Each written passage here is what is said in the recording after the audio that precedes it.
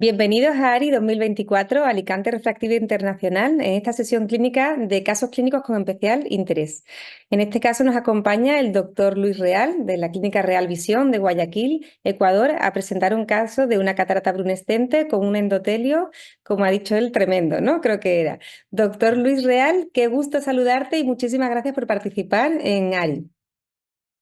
Bueno, muchas gracias. La verdad es que desde que me escribió la doctora Gesa para invitarme, me hacía mucha ilusión estar con ustedes. No conozco Alicante, ojalá algún día pueda conocer Alicante. Tampoco conozco Sevilla, tengo una deuda pendiente acá con la doctora. Pero bueno, me hace mucha ilusión estar aquí con ustedes. Mi caso no es de refractiva, es de una catarata brunescente con un endotelio de pesadilla realmente. Y quise ponerlo porque es un caso que es algo del día a día, ¿vale? Y es algo que le va a servir mucho, especialmente a los oftalmólogos de catarata en formación. Entonces, por eso es que quise traerlo a ustedes. Listo, entonces, esta es una catarata brunescente con un endotelio de pesadilla. Es una paciente de 91 años, mujer. Y lo interesante es que yo tenía una pelea con mi fellow antes de operarla, porque ella decía que esta catarata era para M6, porque se iba a descompensar. Y yo le decía que no es necesario, que tú puedas hacer FACO, solo tienes que hacerla bien, usar la técnica adecuada. Entonces, bueno, después de la pelea, hice la FACO y yo clasifico las cataratas de acuerdo a la protección endotelial que le voy a dar, ¿de acuerdo? Entonces, esta es la catarata, no se ve nada de reflejo rojo. Esta es la retinografía, no pasaba nada, no se veía nada del fondo de ojo por la opacidad severa de medios. Y este es el endotelio. O sea, no solo las gutas, la mayoría de los oftalmólogos cuando somos jóvenes lo que vemos es gutas, no vemos nada más que gutas. Y lo que tenemos que ver más importante que las gutas es el patrón del mosaico endotelial y la característica del mismo. Bueno, pues aquí tiene un montón de gutas y no se ve ni patrón. O sea, esta es una, y si tú ves el conteo endotelial que dice 1420, aquí hay una cosa que yo les quiero contar. Yo ese numerito, yo ni lo miro. Nunca lo miro. Para mí no sirve. Lo siento. Para mí no sirve. Yo lo que veo es el patrón del endotelio. Y si ustedes se fijan, ese patrón está totalmente desordenado, no tiene patrón celular. Entonces ya saben que ese es un endotelio que muy seguramente se podría descompensar. Por eso yo tenía la pelea con mi fellow, porque ella decía que era para M6, ¿de acuerdo? Entonces, esta es ya la cirugía. Es en vivo, o sea, van a ver la cirugía como en la vida real es. Voy a adelantar hasta una posición un poquito más interesante, ¿vale? Vamos aquí. Ok. Entonces, aquí estamos. Acá. Voy a irme al minuto 6. Listo. Aquí. Vale. Pues lo primero, dense cuenta que esta es una pupila media, tiene una dilatación aceptable, pero se puede cerrar, ¿de acuerdo? Entonces tienen que tomar eso en cuenta. Obviamente siempre teñir, esto no es nada especial, siempre teñir, vamos a pasar la Rexis, ¿sí? La Rexis, nada especial con la Rexis. ¿Qué es lo único que yo hago aquí? Los que siguen mis cirugías saben que a mí me gustan las Rexis pequeñas. En este caso, no hago una Rexis pequeña, hago una Rexis normal, porque mientras más pequeña la Rexis, más sufre la zónula por la manipulación y ahí tenía un poquito de fibrosis, incluso tuve que alar en lugar de seguir el movimiento, ¿de acuerdo? Pero mientras más pequeña la Rexis, más sufren las zónulas y esta es una catarata que va a tener mucha manipulación, mucha manipulación, ¿de acuerdo? Entonces vamos a pasar directamente a la parte de el núcleo, ¿vale? ¿Cómo Entonces ahí manejas, ya. antes de que hables del núcleo, cómo manejas la hidrodisección y la hidrodelaminación en ese caso? Bueno, en este caso hay cero hidrodelaminación porque todo es núcleo.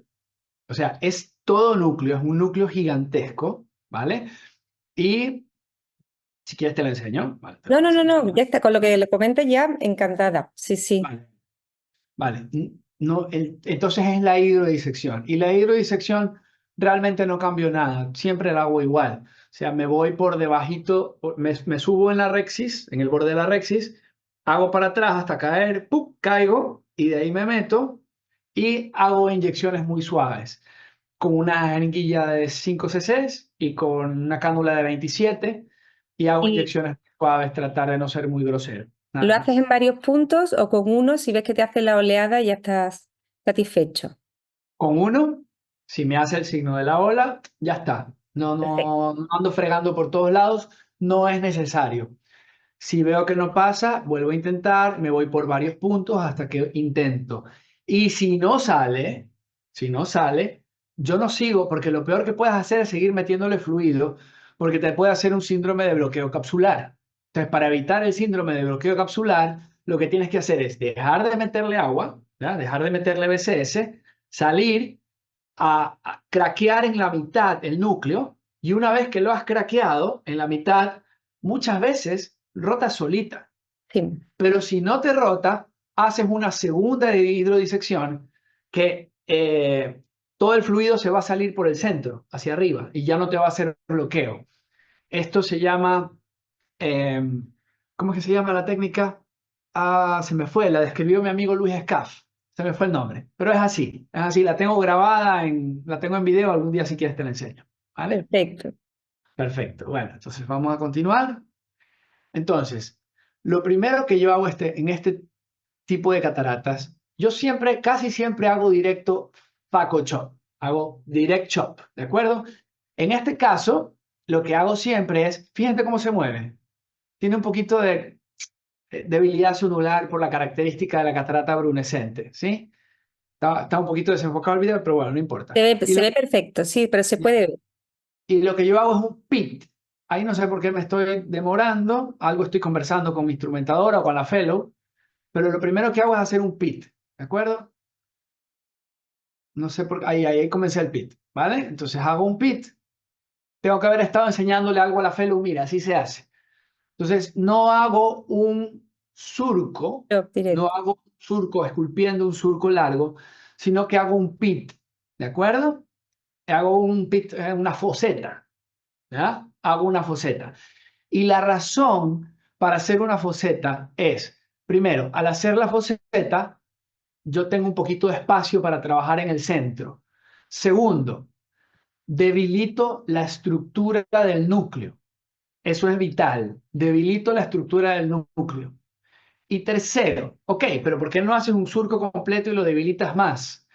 Porque yo este tipo de cataratas, a mí me gusta hacer una combinación de foseta con después tener tejido del cristalino de la catarata para poder tener holding power y fracturar.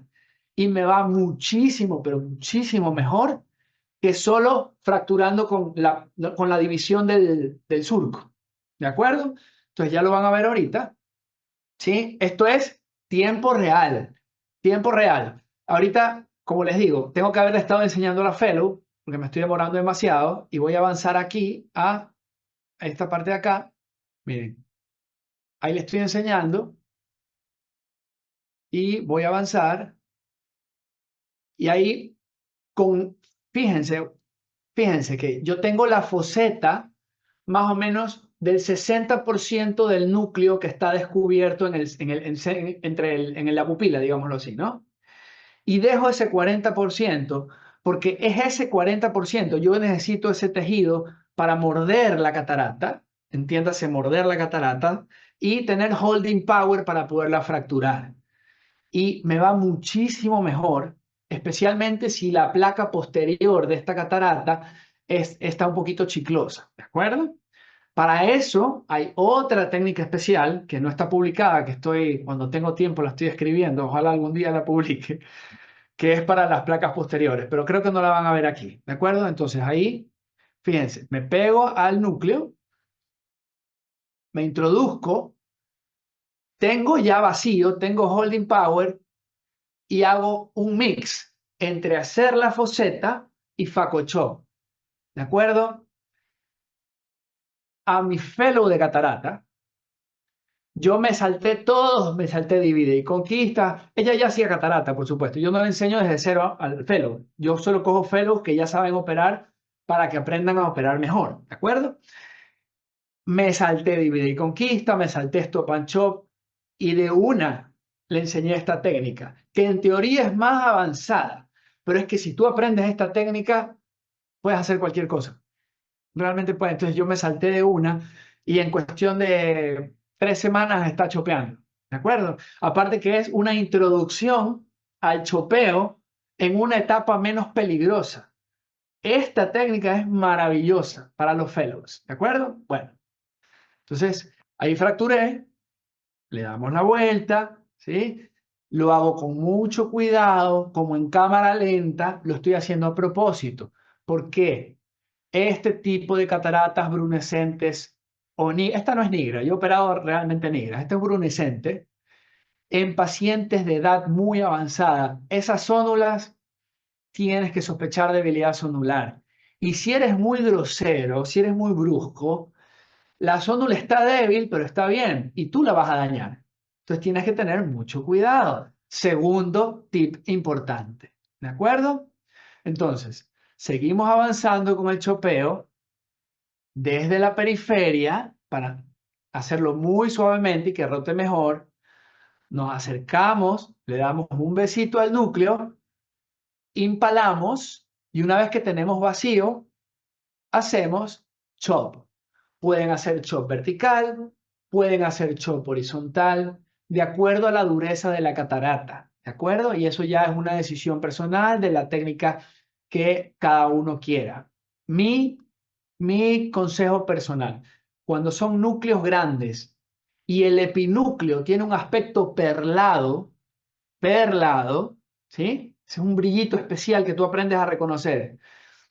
Esa cápsula, de hecho tengo unos videos como se ven las hojitas del epinúcleo que parecen las hojas de las películas que estas son antibalas, que las hacen Sí. poniendo hoja, hoja, hoja, hoja, hoja. Entonces cuando tú pones una hoja, por más dura que sea, una hojita, se rompe algún día, pero si tú pones varias hojas sobrepuestas, es el conjunto de esas hojas que hace que sea irrompible.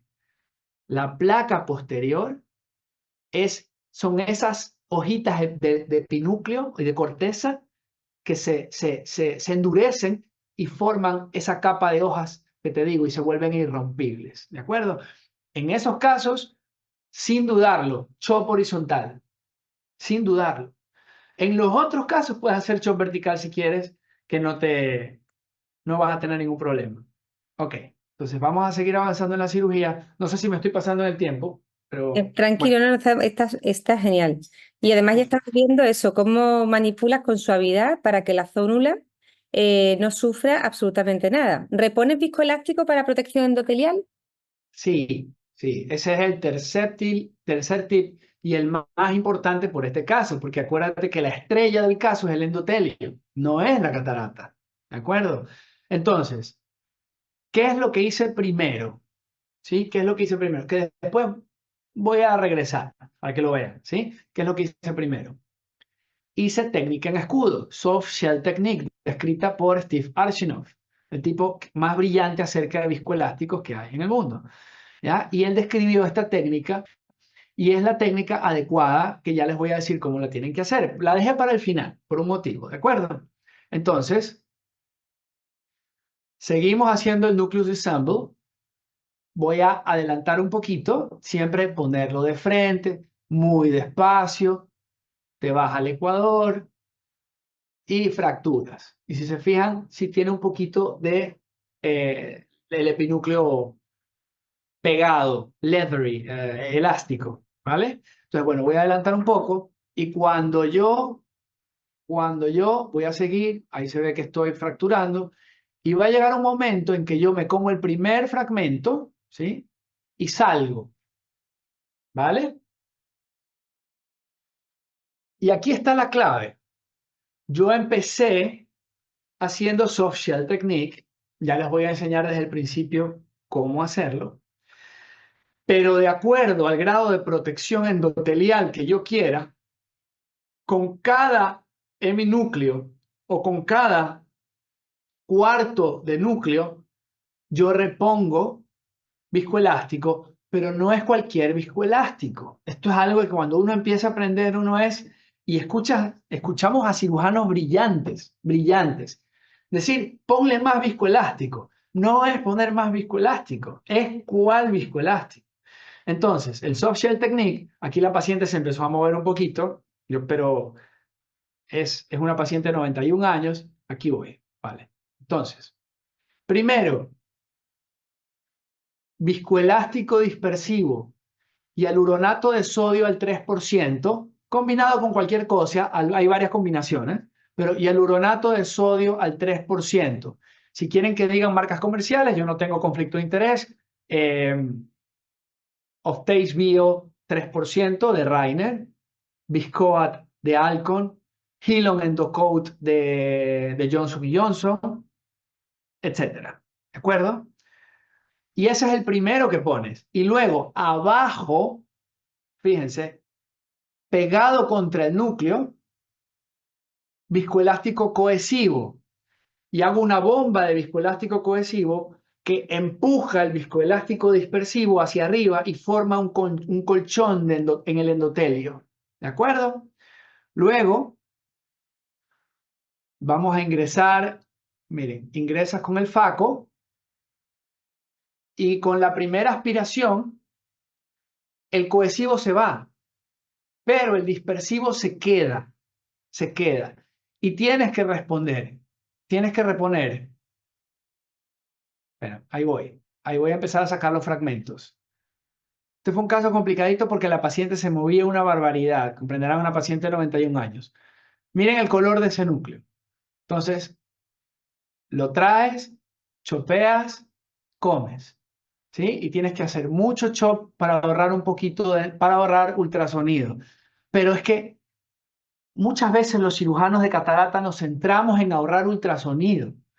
Es más importante tener una técnica adecuada de viscoelástico, de protección endotelial con viscoelástico, que ahorrar ultrasonido. Me voy a morir de necio pensando lo mismo. Es más importante, porque puedes operar una catarata como esta, no te vas a ahorrar ni un poquito de ultrasonido, no te lo vas a ahorrar. Pero si tú tienes una técnica prolija con viscoelástico para proteger tu endotelio, esa córnea no se va a descompensar. No se va a descompensar. ¿De acuerdo? Entonces, voy a pasar, vamos a verlo muy rápido, porque aquí ya es simplemente comerse los fragmentos. Entonces, no quiero aburrirlos. Y si ustedes se fijan, ¿qué acabo de hacer? Stop and visco. Stop and visco. Las veces que sea necesario, de acuerdo a la densidad del núcleo y de acuerdo a lo malito del endotelio. Entonces tú puedes tener tu propia clasificación. Yo pongo protección en todas mis cirugías. Yo apunto protección, así como apuntas el lente intraocular, protección endotelial, una cruz, dos cruces, tres cruces, cuatro cruces. O 0.5 cruces cuando es una facorrefractiva. ¿Ya? Depende del caso. Entonces, otra vez, fíjense, dispersivo y hialuronato de sodio al 3%, y abajo cohesivo y hialuronato de sodio al 1%, empujo hacia arriba el dispersivo. ¿De acuerdo? Y vuelvo a entrar y al activar el faco, se van a dar cuenta, van a ver, es muy sutil, ahí se ve como un poco de turbulencia, y eso quiere decir que el cohesivo se lava, lo aspiras, pero el dispersivo se queda como un colchón protegiendo el endotelio.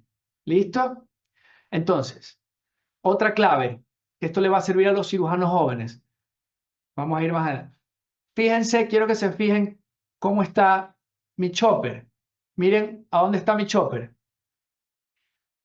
No se ve bien porque es en 2D, pero mi chopper está abajo.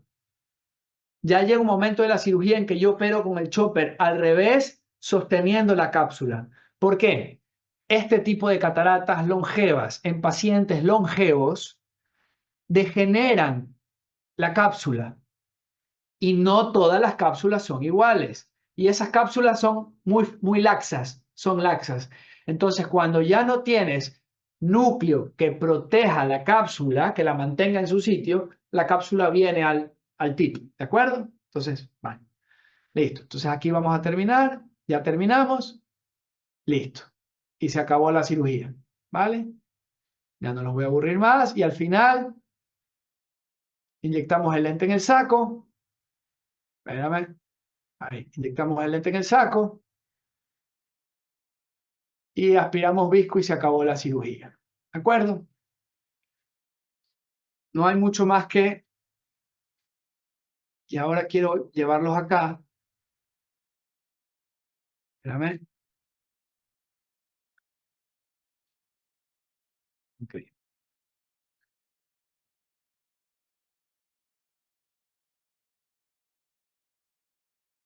ok. Miren, soft shell technique, viscoelástico dispersivo,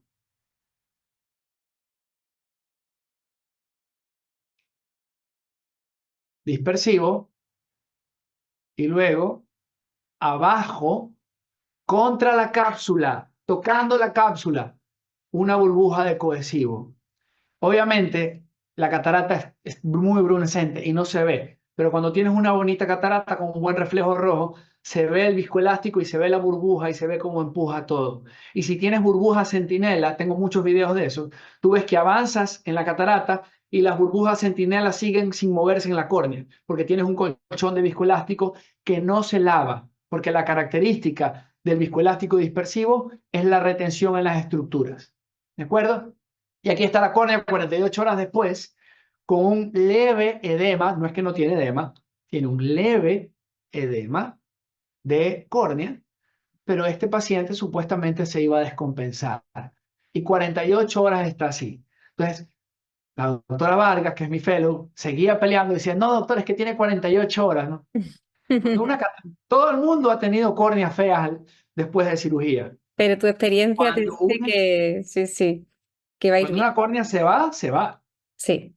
Se va. Y al día siguiente tienes la típica, tiene un aspecto muy característico que tiene como parche, todo es blanco, pero está como parcheada. Y esa catarata, esa córnea es complicada. Pero así estaba 48 horas después.